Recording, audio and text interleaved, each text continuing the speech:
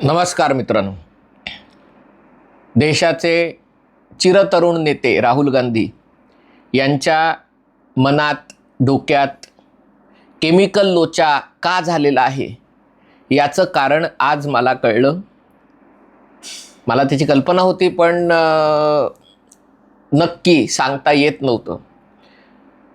काय झालं तर आता संसदेमध्ये चर्चा आहे नीट संदर्भात आणि गृहमंत्री अमित शाह यांनी बोलावं म्हणून विरोधी पक्ष सातत्याने मागणी करत आहेत. अमित शहांनी सांगितलं की ते बोलायला तयार आहेत, पण त्यांनी काय बोलायचं हे अमित शाह ठरवणार नाहीत, हे राहुल गांधी ठरवणार. अमित शहांनी भाषण करू नये, त्यांनी मी विचारलेल्या प्रश्नांची तेवढीच उत्तरं हो किंवा नाही किंवा असं एका वाक्यात उत्तरं द्यावी बहुधा, अशी राहुल गांधींची अपेक्षा असावी. की पॅलेट गन चालवायला कोणी सांगितलं. आणि मला कळत नाही की संसदेच्या चर्चेमध्ये जिथे संसद सदस्यांना अधिकार असतो काही बोलायचं आणि राहुल गांधी ही काही बोलत असतात, तिथे ही गोष्ट खरं तर अपेक्षित धरू नये. गृहमंत्री आहेत अमित शाह देशाचे, कोणी आणि संसद सदस्य आहेत. पण हे का झालं हे आत्ता उलगडतंय. कारण राहुल गांधी ज्या विश्वविख्यात केम्ब्रिज विद्यापीठात शिकले, म्हणजे नरेंद्र मोदींची पदवी बोगस आहे, ते शिकलेच नाहीत, ते 10वी पास आहेत, 12वी पास आहेत, जे काही खोटी पदवी MA दिली असे आरोप हे करत असतात. पण राहुल गांधी तर केम्ब्रिज या जगातल्या सर्वोत्तम विद्यापीठात शिकले. कसे शिकले, काय शिकले हे कोणाला कळत नव्हतं, कारण त्यांना 4 ओळी मोबाईलमध्ये बघितल्याशिवाय कागदावर लिहिता येत नाही. ही अशी त्यांची अवस्था आहे. आणि मग केम्ब्रिजमध्ये ते रॉल विंची नावाने शिकत होते. आता तो रॉल विंची कोण होता, खरंच राहुल गांधी होते का दुसरं कोणी होतं कल्पना नाही. पण विषय असा झालेला आहे की ज्या केम्ब्रिजमध्ये तुम्हाला प्राध्यापक म्हणून नोकरी मिळायला अनेक दिव्य पार करावी लागतात, त्या केम्ब्रिजमध्ये दहशतवाद्यांचे समर्थक राजरोसपणे वावरत आहेत. स्वतःच्या संशोधनाच्या नावावर इतर कोणाच्या तरी संशोधनातनं कॉपी पेस्ट करणारे लोक राजरोसपणे वावरत आहेत. आत्ता एका आठवडाभरात अशी 2 उदाहरणं समोर आलेली आहेत. पहिलं म्हणजे जेसन आर्डे, प्राध्यापक, केम्ब्रिजमधले सगळ्यात तरुण कृष्णवर्णीय प्राध्यापक म्हणून त्यांचं नाव घेतलं जातं. 2023 सालापासून ते प्राध्यापक आहेत आणि त्यांच्या एकूणच वागण्या बोलण्यामध्ये संजय राऊतांची झाक आहे. कारण ते काय बोलतात ते लोकांना पकडायला थोडा वेळ लागतो. मागे त्यांनी एकदा सांगितलं की ते 3 दिवसामध्ये 600 मैल अंतर धावत गेले होते. 600 मैल म्हणजे किती झालं माहिती आहे का तुम्हाला? जवळजवळ 1000 किलोमीटर माणूस चालतो. लोकांना 3 दिवसाला, मालगाडीला पण 3 दिवस लागतात मुंबई दिल्ली जायला, पण हे धावत गेले होते. त्यांच्या व्यक्तिगत आयुष्याबद्दलही त्यांनी असेच अनेक दावे केलेले होते. लोकांना कळतं की हा माणूस फेकतोय, पण त्यांना बोलायची हिंमत नव्हती. कारण जे त्यांच्याबद्दल बोलतील त्यांच्या विरुद्ध हे केस ठोकायचे की मी कृष्णवर्णीय असल्यामुळे माझी प्रगती तुम्हाला सहन होत नाही आणि म्हणून वंशवादाचा गुन्हा तुम्ही केलेला आहे आणि त्यामुळे पोलिसांनी अटक करावी आणि पोलीस त्यांना पकडायचे खरंच. आणि त्यामुळे लोकांना माहिती असू नये की हा माणूस थापाडे आहे, हा याचं काही गाडी खरी दिसत नाही आहे, गाडी घसरल्यासारखी वाटते. तो केम्ब्रिजमध्ये शिकवत होता. गेल्या आठवड्यात हे लक्षात आलं की त्यांची PhD जी केलेली होती, त्यांचा जो प्रबंध होता, थिसिस होता, त्यातले अनेक परिच्छेद सरळ सरळ कॉपी पेस्ट मारले होते. म्हणजे जसं अग्रगण्य अग्रसत्तामध्ये सामनातले कॉपी पेस्ट मारलेले असतात किंवा गार्डियनमधनं कॉपी पेस्ट मारलेले असतात तसेच. आणि असा माणूस PhD कसा झाला, PhD झाल्यावर तो प्राध्यापक कसा झाला, ज्या विद्यापीठात ज्याला गोल्ड स्टँडर्ड म्हणतात की कोणी सोम्या गोम्या तिथे जाऊच शकत नाही. राहुल गांधींसारखेच विश्वविख्यात लोक तिकडे जाऊ शकतात. आणि मग त्यांनी केलेले अनेक दावे कसे खोटे आहेत हे सांगायला लोकांनी सुरुवात केली. कारण फुगा फुटला होता. आता हे झालं, ठीक आहे, जेसन आर्डेनी जे केलं त्याचा तपास सुरू आहे. किती चोरलंय, कुठून चोरलंय, कसं चोरलंय. कोणीतरी 2009च्या प्रबंधातून त्यांनी चोरलंय ही गोष्ट पुढे आली. जेसन आर्डे एका ठिकाणी राहिला, त्याची दुसरं टोक जर हे असेल तर प्राध्यापक फराह अहमद, ज्यांनी सरळ सरळ ब्रिटनमध्ये दहशतवादी संघटना घोषित केलेल्या हिज्ब अल तहरीर या संस्थेची भलामण केली होती. 2003 साली केली होती, 2017 साली केलेली.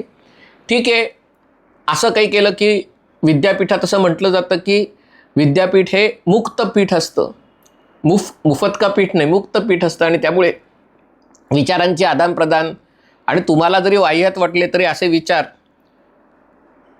विद्यापीठात चालवले गेले पाहिजेत, चालू राहिले पाहिजे. JNUमध्ये नाही का त्या दहशतवाद्यांसाठी रॅली काढली जाते, मोर्चा काढला जातो. पण एवढंच नाही, ज्या केम्ब्रिज विद्यापीठात शिकतात त्या विद्यापीठात संशोधक म्हणून काम करणाऱ्या फराह अहमद यांची मतं ऐकली. त्यांचं म्हणणं आहे पाश्चिमात्य शिक्षण हे मुसलमानांसाठी धोका आहे. त्यांची श्रद्धा आणि त्यांचे मूल्य याला पाश्चिमात्य शिक्षण धोका आहे. लोकशाही आणि सामाजिक एकीकरण हे देखील इस्लामला धोका आहे. ब्रिटिश शाळांमध्ये सांगितलं जातं की बालविवाह चुकीचा आहे, हे देखील चूक आहे. म्हणजे बालविवाहाच्या विरोधात लहान मुलांना शिकवलं जातं हे चुकीचं आहे. बालविवाह झाले पाहिजेत, कारण त्यांच्या परंपरेनुसार बालविवाह झालेले होतात. पण हे एका संशोधकाचं केम्ब्रिज विद्यापीठातल्या मत आहे. एवढंच नाही तर त्यांनी एक एज्युकेशन अँड आयडेंटिटी हे पुस्तक 2002 साली लिहिलं होतं. 2017 ते पुनर्प्रकाशित झालं होतं. त्याच्यात त्यांनी हे उदात्त विचार मांडले होते. त्याच्यात त्यांचं म्हणणं आहे शिक्षणाचं उद्दिष्ट अक्षर अंक याची ओळख करून देणं, हे शिकवणं, अशा पद्धतीने शिक्षणाकडे बघणं चुकीचं आहे. हा शिक्षणाकडे बघण्याचा इस्लामिक दृष्टिकोन नाही आहे. आणि त्यामुळे अशा प्रकारचं शिक्षण ब्रिटनमध्येही मुसलमानांना दिलं जात असेल तर ते मुसलमानांच्या मनावर, त्यांच्या मुलांच्या मनावर परिणाम करणारं आहे. तिथे शाळांमध्ये 16 वर्षापूर्वीचं लग्न, आपल्याकडे तर 18 आणि 21 आहे, पण ब्रिटनमध्ये 16 वर्षापूर्वी लग्न मुलामुलीचं हे कालबाह्य आणि महिला विरोधी असल्याचं शिकवलं जातं. पण असं काही महिला विरोधी ते नाही आहे, कालबाह्यही नाही आहे. याच्या आधी 16 वर्षाच्या आधीही लग्न करणं काही चुकीचं नाही आहे. बहुपत्नीत्व काही चुकीचं नाही आहे, कारण इस्लाममध्ये बहुपत्नीत्व सांगितलं आहे आणि त्याच्यामुळे ते चुकीचं नाही आहे. लोकशाहीला त्यांनी भ्रष्ट परंपरा म्हणलेलं आहे. आणि त्यांचं म्हणणं आहे की विद्यापीठांमध्ये इस्लामिक मूल्य ही ख्रिश्चन, बौद्ध, हिंदू, ज्यू या सगळ्या धर्मांच्या बरोबरीने आणली जातात. ते विद्यापीठात सांगितलं जातं ते चुकीचं आहे, कारण हे सगळे धर्म सारखे नाही आहेत. इस्लाम हा सर्वश्रेष्ठ धर्म आहे. बाकी त्यांनी काफिर आणि याच्याबद्दलही वक्तव्य केलेली आहेत. त्यांचं म्हणणं आहे मी जेव्हा हिज्ब अल तहरीरबद्दल वक्तव्य केली तेव्हा त्याच्यावर बंदी नव्हती. तेव्हाही ती दहशतवादी संघटनाच होती, पण ब्रिटनमध्ये त्याच्यावर बंदी नव्हती आणि म्हणून मी तेव्हा समर्थन दिलं होतं. आता 2024 तिला दहशतवादी संस्था घोषित केलं असेल तर त्यात माझी काय चूक? मी पाठिंबा दिला होता 2002 साली, 2017 साली. आणि त्यामुळे या सगळ्याचं जर गोळाबेरीज करायचं ठरवलं तर लोकांच्या मनात प्रश्न येतो की ज्या विद्यापीठात सर्वोत्तमातले सर्वोत्तम लोक जातात, घेतले जातात, कुठल्याही कारणासाठी तुमच्या संशोधनात काही छोटीशी जरी चूक आढळली तरी तुम्ही तिथे शिकवू शकत नाही, आणि इथे असे भंपक लोक आज शिरतात कसे? याचं कारण आज जगातल्या आघाडीच्या पाश्चिमात्य विद्यापीठांना, अमेरिकेतल्या, ब्रिटनमधल्या, जिथे भारतीय विद्यार्थी जाण्यासाठी तडफडत असतात, अशा विद्यापीठांमध्ये एकतर एकीकडून इस्लामचा प्रभाव आणि आक्रमण वाढतं आहे, दुसरीकडे ज्याला DEI म्हणतात, या सगळ्या डायव्हर्सिटीच्या नावावर, समानतेच्या नावावर ज्या गोष्टी तिथे शिकवल्या जातात आणि त्याच्यामध्ये एखाद्या कृष्णवर्णीयाला त्याचं संशोधन चुकीचं असलं, कॉपी पेस्ट केलं असलं, त्यांनी थापा मारले असले, त्याला प्रश्न विचारला तर तुम्ही वंशवादी ठरता. आज ही अवस्था जगातल्या सर्वोत्तम विद्यापीठातली आहे. आणि अशा विद्यापीठात आपली मुलं पाठवायला भारतीय लोक प्रयत्नशील असतात. आणि आता अशी विद्यापीठं भारतात यावीत म्हणून भारत सरकारच्या नवीन धोरणाच्या अंतर्गत वेगवेगळी राज्य सरकार एकमेकांची स्पर्धा करतात की तुम्ही आमच्याकडे या. आणि आपल्याकडे येऊन हे जर असले प्रकार सुरू झाले आपल्याकडे, इस्लामिक दहशतवाद जगातल्या सर्वोत्तम, म्हणजे मी सर्वोत्तम 100 वगैरे नाही म्हणते, केम्ब्रिज तर बरेचदा जगातल्या पहिल्या क्रमांकाचं विद्यापीठ धरलं जातं. आणि अनेकांचं म्हणणं असतं ते केवळ जगातलं पहिल्या क्रमांकाचं नाही, येतं आत्तापर्यंतच्या इतिहासातलं टॉपचं विद्यापीठ आहे, याला कोणी हलवूच शकत नाही.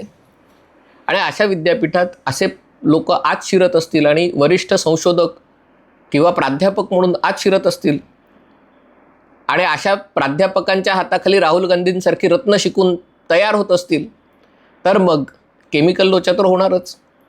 राहुल गांधी आपल्याला आठवत असेल 2008 सालीच अमेरिकन दूतावासातल्या लोकांना म्हणाले होते की भारतात इस्लामपेक्षा हिंदू दहशतवादाचा धोका जास्त आहे. हे कुठून आलं? हे असे फराह अहमद सारख्या लोकांच्याकडनं शिकले असणार. हे तेव्हा ती फराह अहमद राहुल गांधी तेव्हा बाल्यावस्थेत होते, तेव्हा फराह अहमद तिथे शिकवायला नव्हत्या, पण दुसरं कोणतरी असे.